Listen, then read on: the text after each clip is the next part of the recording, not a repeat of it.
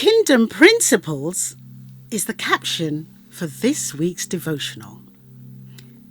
In a quote from Ellen G. White in her book, Testimonies for the Church, Volume 6, page 353, she records these words: "All who regard the Sabbath as a sign between them and God, showing that He is the God who sanctifies them, will represent the principles of His government. They will bring into daily practice the laws of His kingdom." As I contemplated these words penned by Ellen G. White, I thought of what kingdom principle under the governance of God meant. And I was reminded afresh of the relational aspect of the Sabbath. My connection with God will be evident in both my Sabbath worship and my daily living as an ambassador of His government. How reassuring to know that unlike earthly governments with their changing cycles of leadership, God will never change. His principles are enduring. His manifesto, His reign and His kingdom are everlasting. However, in order to bring into daily practice the laws of His kingdom as it pertains to the tenets of the Sabbath, I need to ensure that my understanding of what God expects of me is correct. When God sanctified the seventh day, He made a distinction between work and rest.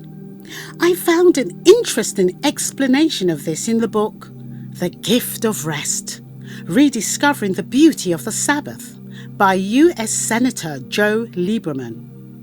He states, "The difference between the work we do the rest of the week and the rest we do on the Sabbath lies in the object towards which each is directed.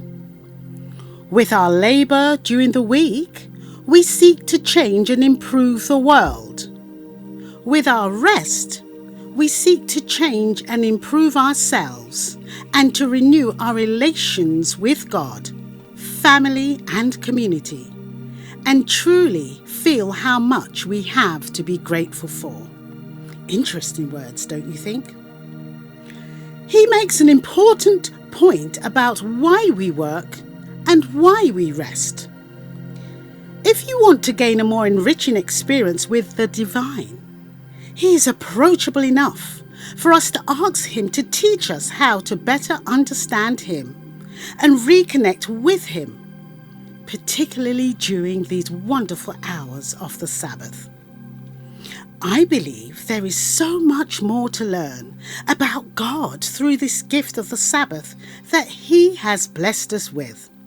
So, why not take some time this week to ask Him to show you more of who He is and how His principles of kingdom living can further enrich your life. This Sabbath, rejoice in the eternal God, whose principles and kingdom will never pass away.